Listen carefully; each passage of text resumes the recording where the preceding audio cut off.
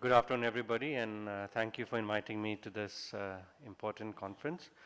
The study I'm going to present today was conducted by three institutions: the Public Health Foundation of India, to which I belong, the National Health Systems Resource Center, and the State Health Resource Center in Chhattisgarh. In the earlier presentations, we heard a lot about the rural deficit of health workers. This graph here is from the census, and I'm presenting it just to quantify how big this deficit actually is. In general, across cadres of different types of health workers, about 60% of them are present in urban areas and about 40 in rural areas.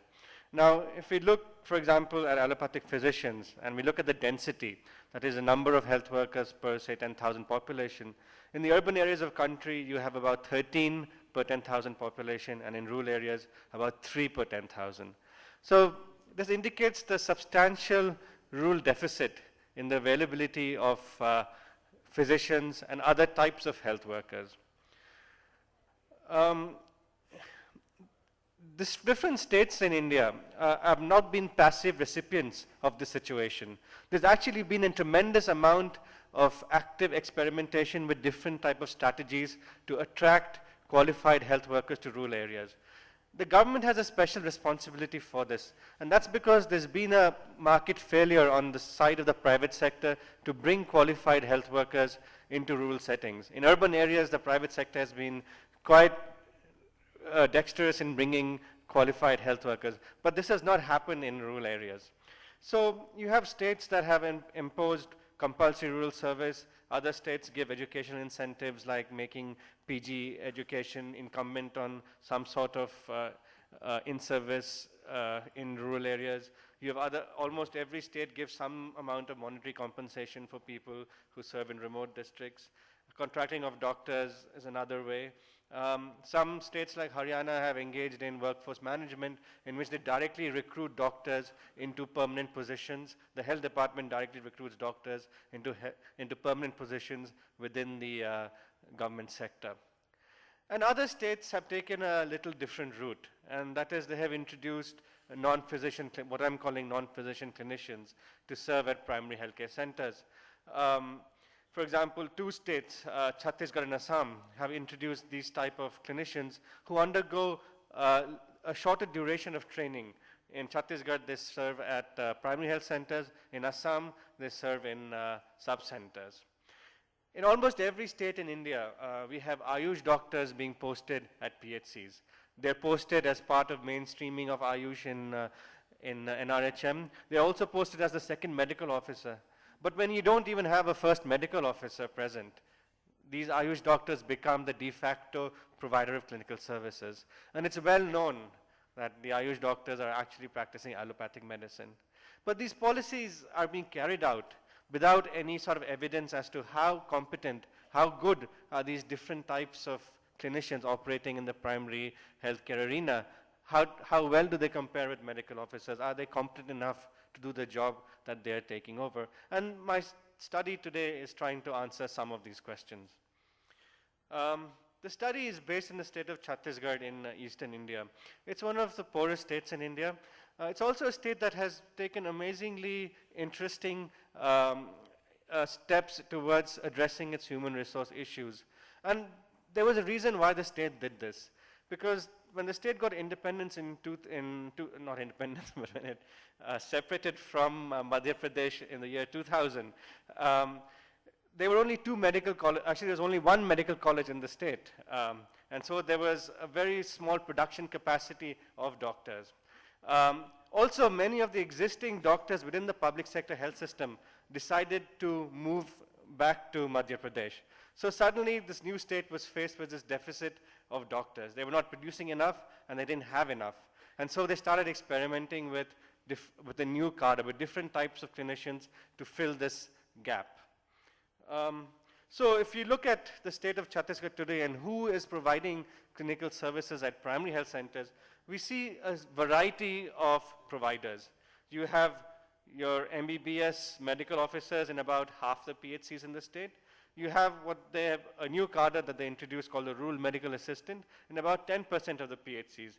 The RMAs are allopathic clinicians with a diploma, And they have a 3.5-year training plus a year of internship. And this internship is at a PHC, then a CHC, and finally at a district hospital. All these RMAs tend to serve in PHCs, but a few of them, and these are the female RMAs, they also can serve at CHCs where there's no female doctor present. You had 24% of the PHCs in the state being run by Ayush physicians. All the Ayush physicians in Chhattisgarh are Ayurvedic doctors. Their coursework includes a bit of allopathic medicine, and also during, when they join service, they get training in allopathic medicine through these vertical disease control programs. So it's not that they have no formal training in allopathic medicine. And finally, in about 7% of the PHCs, where none of these other type of providers could be posted, you had clinical services being provided by staff nurses and paramedics, okay? But they have no formal training to provide clinical services. So if you look at the distribution of PHCs in Chhattisgarh to see who is providing health services, what you find is that more than half the PHCs don't have a medical doctor. And there are several different types of clinicians taking the place of the medical officer in PHCs.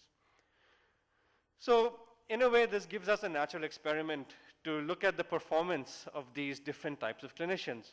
And so we wanted to know a couple of things. One is, how well do these different types of clinicians manage to manage common illnesses seen at PHCs?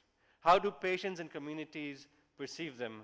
And finally, how much are these PHCs used by ill members in the local communities? So our study design was a fairly simple one. We stratified the PHCs in the state into these 4 groups, and from each group we picked 40 PHCs randomly, okay? We took a convenience sample of 10 patients from each of these PHCs, and then from the households in the village of where the PHC was located, we took a random sample of 15 households.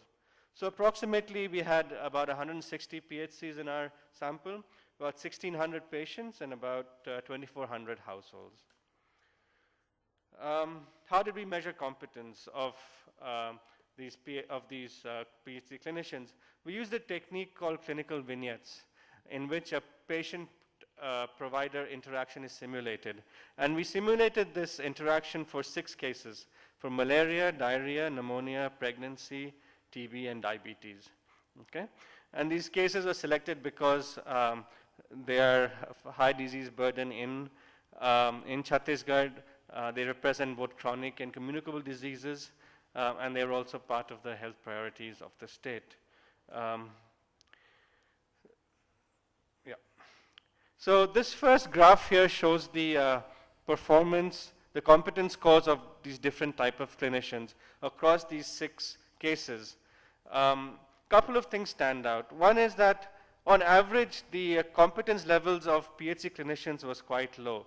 Hardly anybody, and I'm talking about these are box plots, and the middle bar of the box plot represents the median of the distribution. So whenever I'm making a statement about this graph, it has to do with the median.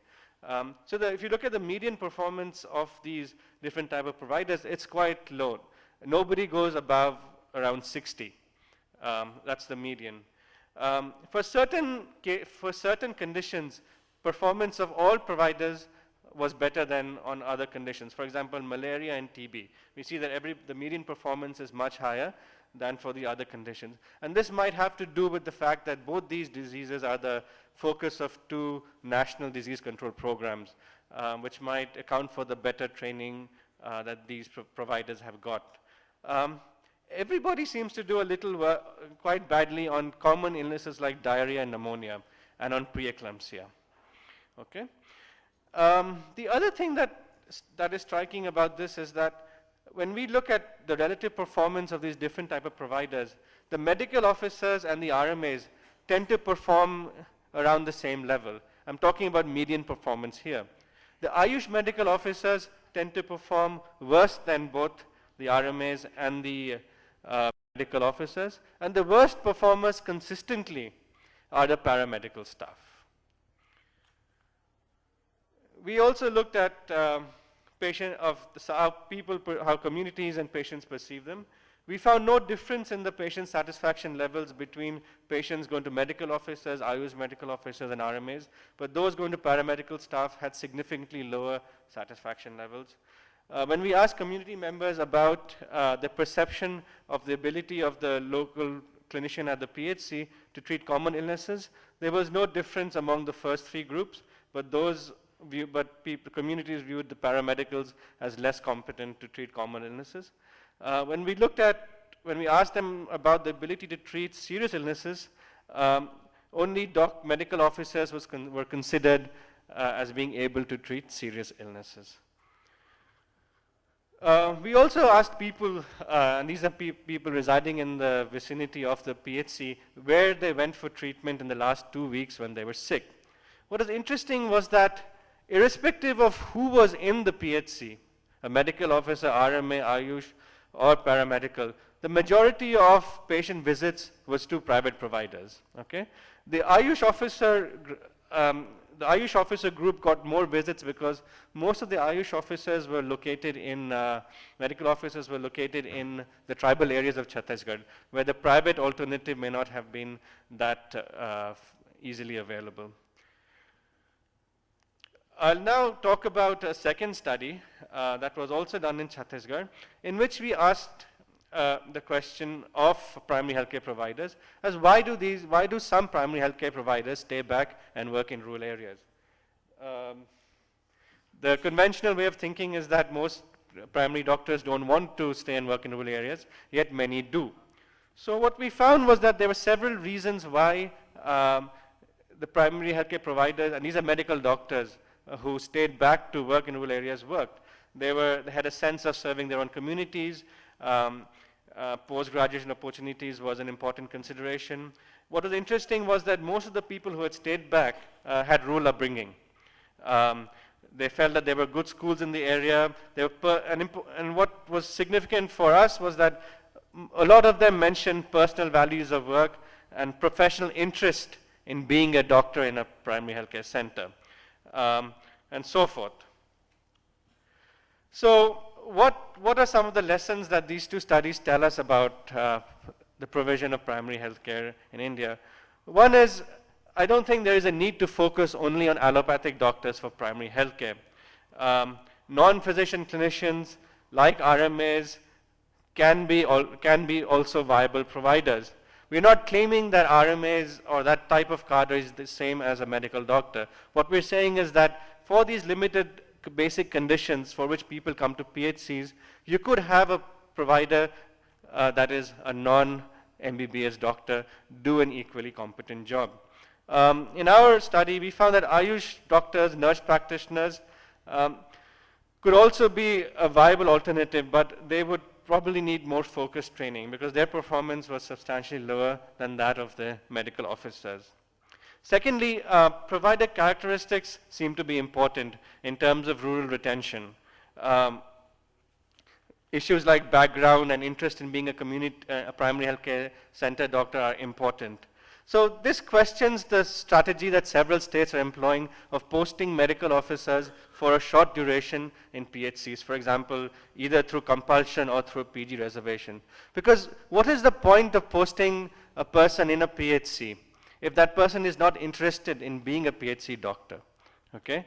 They will fill the vacancy, but they will not perform the kind of job you would expect a PHC doctor to perform. And so when we see the utilization, that earlier graph I showed you about where people go for treatment, it's not so surprising then when we see that there is very low utilization of government PHCs, even though you have a qualified MBBS doctor present in those PHCs.